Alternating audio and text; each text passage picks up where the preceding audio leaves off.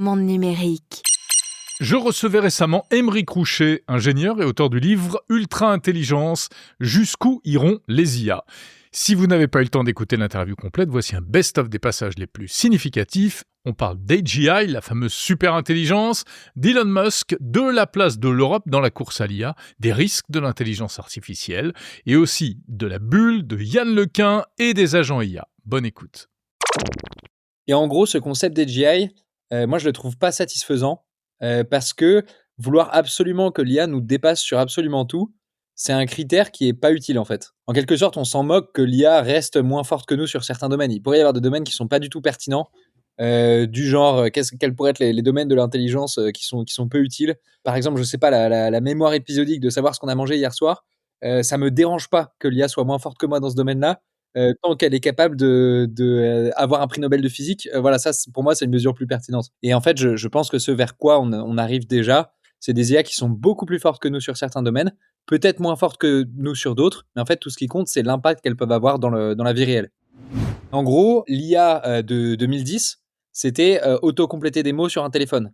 Et donc ça, c'était une tâche qui dure même pas un dixième de seconde à un humain. Et en fait, ce qui s'est passé à mesure que les modèles sont devenus de plus en plus forts, c'est que l'IA est devenue capable de résoudre des tâches de plus en plus longues. Avec ce qui sort aujourd'hui, avec Claude Code par exemple, donc avec ces agents, donc ces modèles d'IA à qui on donne la capacité d'utiliser des outils, où donc là, pour le coup, ils peuvent en fait utiliser des outils, ça permet de gagner beaucoup plus d'autonomie. Et là, ces agents-là, on les voit qui commencent à atteindre des heures d'autonomie. Dans un an, probablement, les modèles seront capables de résoudre des tâches qui durent une semaine quasiment. Elon Musk, par exemple, dans sa boîte d'IA XIA, le premier truc qu'il a fait, c'est de mettre en place plus de puissance de calcul que tout le monde. Et il a très rapidement mis en place les plus gros data centers du monde.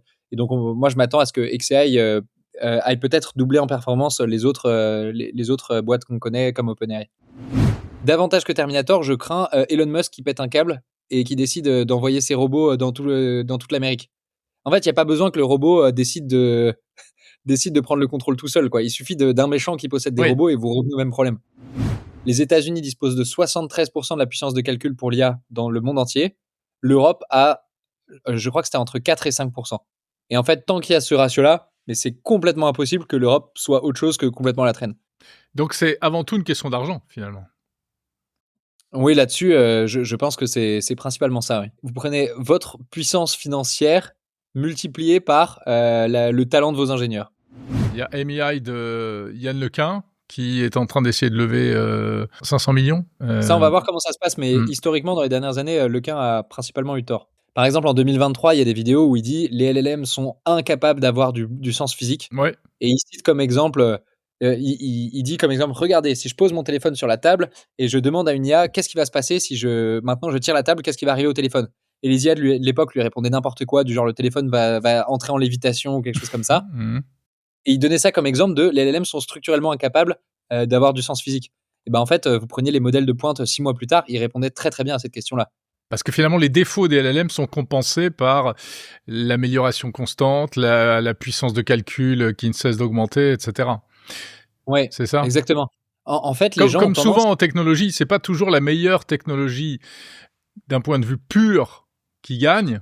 Ça peut être une technologie imparfaite, mais on la booste tellement, on l'upgrade tellement que finalement elle tient la route, quoi. Bah exactement. Je pense que c'est la bonne image. Il y a un scientifique qui s'appelle Richard Sutton qui appelait ça the bitter lesson, l'amère leçon.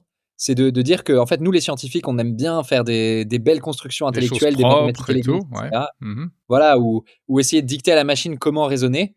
Et en fait pas du tout. Il faut les réseaux de neurones en fait c'est de l'intelligence très basique. En fait un neurone c'est simplement quelques connexions et c'est un processus hyper naïf. Mais en fait vous en empilez des milliards et là ça crée une intelligence.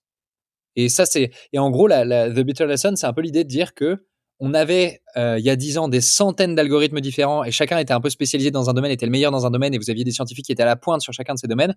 Et en fait, aujourd'hui, tout ça a été récupéré par les LLM qui battent absolument tous les algorithmes sur absolument tous les domaines. En fait, oui, Lequin est un peu en train de parier contre la tendance, contre la bitter lesson. Ouais, complètement. Et en gros, en général, ceux qui ont fait ça historiquement se sont fait mordre. Peut-être qu'il va déboucher sur quelque chose de très bien, mais par exemple, les labos de Meta sous Yann Lequin n'ont pas particulièrement performé. Et ils ont un peu loupé le virage. Meta a un peu loupé le virage des LLM. Qu'est-ce que vous pensez justement des récentes déclarations de Dario Amodei, là, son mémoire, où le patron d'Anthropic, où il a sérieusement tiré la sonnette d'alarme en disant qu'il y avait un danger et qu'il fallait vraiment s'en saisir? En effet, je pense qu'il y a un danger. Et alors, je pense quand même que, en gros, il faut bien savoir dans quel camp on habite. Malheureusement, il y a un peu des camps qui sont en train de se dessiner, où on a la Chine, par exemple, qui fait concurrence aux États-Unis. Et en fait, l'Europe n'est pas dans ce jeu-là. Donc, en gros, les problèmes dont eux s'inquiètent, c'est des problèmes qui n'existent pas pour nous, quoi. Et je trouve Mais que qui pourraient justement, nous concerner un jour ou l'autre, non? Parce bah, ça va, on en sera fait, quoi? On ça va sera... nous concerner moins que Musk qui pète un câble et qui vient nous écraser. Ouais, En gros, je crois plus à la confrontation entre pays qu'à la perte de contrôle de l'IA, quoi. d'accord. Et en fait, c'est un risque qui est beaucoup plus sûr. Enfin, vous voyez, vu le niveau des IA qu'on a en Europe, en fait, c'est pas demain la veille qu'elles vont se révolter. Elles sont pas assez intelligentes pour ça. Vous vous dites, il n'y a pas de bulle de l'intelligence artificielle. En fait, je pense que la question fondamentale, c'est est-ce que l'IA va continuer de progresser? Et en gros, il y a pas mal de tendances de long terme qui sont plus à la continuation d'un progrès de l'IA. Et en fait, si on tire bien cette courbe de progrès, ça va nous amener très loin en termes de conséquences. L'IA va prendre une part énorme dans l'économie. Il y a un risque de chômage de masse aussi si les gens n'arrivent pas à retrouver un travail. En fait, il y a plein de choses qui vont se passer où l'IA va prendre de plus en plus de puissance. Et je pense que, en gros, les gens qui font les cours du marché, c'est des gens qui doutent pas mal de cette possibilité-là. L'impact de l'IA sur les métiers, on est au début de l'histoire. Et d'après vous, et comment elle va s'écrire l'histoire? Alors la manière dont je la vois, c'est que vous avez un peu cette croissance d'intelligence générale et les métiers demandent peut-être des seuils de performance différents. Donc par exemple, vous voyez le métier de traducteur, en fait, c'était quelque chose qui a été accessible à l'IA assez vite. Et aujourd'hui, traduire des textes par écrit, bah, ça n'existe plus comme métier. Plus personne va vous envoyer un texte en disant je te paye tant si tu me traduis ce texte-là. Non, mais peut-être Parce que pour valider le travail des IA encore. voilà. Ça, je pense que ça va être une dynamique dans tous les métiers. En fait, un métier, même remplacé, vous aurez toujours certaines personnes qui restent là-dedans pour un service un peu premium. Premium, ouais. Et cette personne-là fait le travail de 20 personnes de son Tout à métier fait, avant, quoi. ouais. Et Mais ça remplace quand même les 19 autres. Ça va ressembler à quoi, un monde avec des agents partout, des agents IA? Ah bah justement, ça fait un peu le pont avec ce dont on parlait sur les métiers. Où en gros, enfin, moi, mon métier développeur, j'aime beaucoup, mais je pense que peut-être avant 1 ou 2 ans, il n'existe plus. Enfin, il y aura une personne sur les 100 qu'on avait avant, il y en aura plus qu'une qui aura un emploi. Donc je pense que on risque d'avoir un remplacement de beaucoup d'emplois et ça risque d'être difficile pour les gens d'en retrouver un parce qu'il faut aller dans un domaine complètement différent et peut-être que l'IA sera déjà meilleure qu'eux sur ce domaine-là aussi.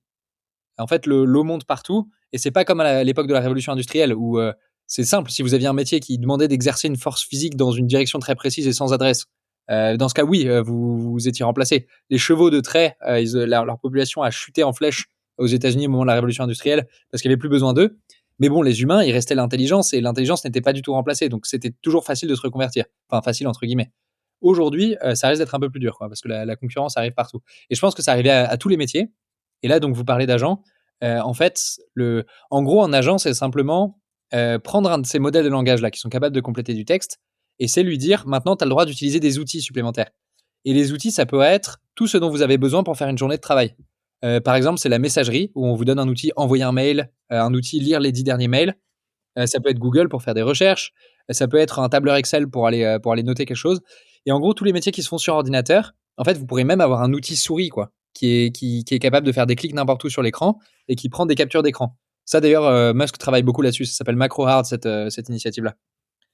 Et ce qu'on peut voir à terme, c'est que, en fait, un métier, si vous pouvez faire votre métier en télétravail, ça veut dire qu'il est intégralement faisable par ce genre d'agent qui serait capable de faire des clics de manière efficace sur l'écran. En fait, il y a même des gens qui parlent d'une 4e blessure narcissique. L'humanité a été blessée d'abord par la révolution copernicienne, blessée dans son orgueil, parce que la révolution copernicienne lui apprenait que non, on n'était pas le centre du monde. Ensuite par Darwin, parce que Darwin lui apprenait que non, on n'était pas une espèce à part parmi les autres. La 3e, c'est Freud lui-même, qui nous apprenait qu'on était beaucoup, en partie, gouverné par notre subconscient. Ça pourrait être la 4e, l'arrivée de l'IA, qui nous montre que en fait, l'intelligence n'est pas essentielle à nous, et tout le travail cognitif que nous on fait pourra être remplacé.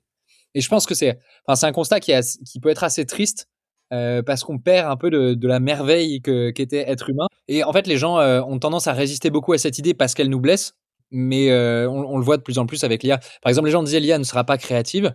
En fait, c'est faux. L'IA est déjà plus créative en art ou en musique que la plupart des humains. On disait que l'IA ne serait jamais capable de raisonner correctement. Enfin, on disait plein de choses que l'IA ne saurait jamais faire, qu'elle aurait jamais d'humour, qu'elle serait jamais capable de comprendre la psychologie. Et en fait, dès qu'on mesure ces choses-là, on s'aperçoit que oui, en effet, les modèles d'il y a 1 an et demi, d'il y a 1 an, d'il y a encore 6 mois, ils n'étaient pas capables, mais que ceux d'aujourd'hui commencent à le pouvoir ou le peuvent déjà, et ceux de demain le pourront encore mieux. Merci beaucoup, Aymeric Roucher. Et on renvoie donc à votre livre, Ultra Intelligence, jusqu'où iront les IA, chez Odile Jacob. Et si ce best-of vous a plu, dites-le moi en commentaire sur votre plateforme d'écoute ou sur le site mondenumérique.info.